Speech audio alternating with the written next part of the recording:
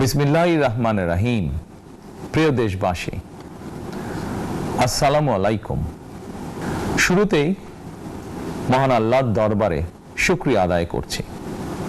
হাজারো শহীদের প্রাণের বিনিময়ে আমরা দেশ এবং জনগণের স্বাধীনতা, সার্বভৌমত্ব রক্ষা করতে পেরেছি।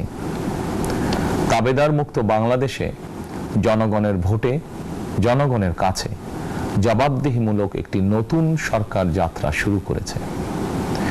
দেশে গণতন্ত্র এবং মানুষের অধিকার পুনঃপ্রতিষ্ঠার এই যাত্রা লগ্নে আমি দেশবাসীকে শুভেচ্ছা এবং আন্তরিক অভিনন্দন জানাই। স্বাধীনতা প্রিয়, গণতান্ত্রিক আমি প্রিয়। জনগণের কারণেই দেশে আবার মানুষের অধিকার, সম্মান এবং মর্যাদার পুনঃপ্রতিষ্ঠার সুযোগ সৃষ্টি হয়েছে।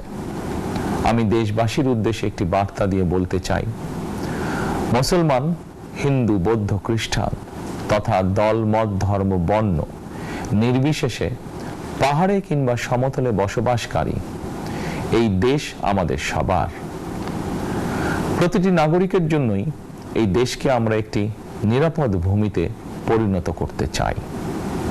একটি স্বনির্ভর, নিরাপদ, মানবিক, গণতান্ত্রিক বাংলাদেশ প্রতিষ্ঠায় বিএনপি সরকারের লক্ষ্য। প্রিয় দেশবাসী, ফ্যাসিবাদের সময়কালে দুর্নীতি, দুঃশাসনে পর্যুদস্ত একটি ভঙ্গুর অর্থনীতি, দুর্বল শাসন কাঠামো আর অবনতিশীল আইন শৃঙ্খলা পরিস্থিতির মধ্য দিয়ে নতুন সরকার যাত্রা শুরু করেছে। আইন শৃঙ্খলা পরিস্থিতির উন্নয়ন এবং কঠোরভাবে দুর্নীতি নিয়ন্ত্রণের মাধ্যমে জনগণের মনে শান্তি, নিরাপত্তা ফিরিয়ে আনাই হচ্ছে আমাদের সরকারের প্রধান অগ্রাধিকার। সারা দেশে জুয়া এবং মাদকের বিস্তারকেও বর্তমান সরকার আইন শৃঙ্খলা অবনতির অন্যতম কারণ বলে চিহ্নিত করেছে। সুতরাং জুয়া এবং মাদক নিয়ন্ত্রণে আইন শৃঙ্খলা বাহিনী সব রকমের কঠোর পদক্ষেপ গ্রহণ করছে। জনজীবনে শান্তি ও নিরাপত্তা নিশ্চিত করতে সরকার সর্বোচ্চ উদ্যোগ গ্রহণ করছে।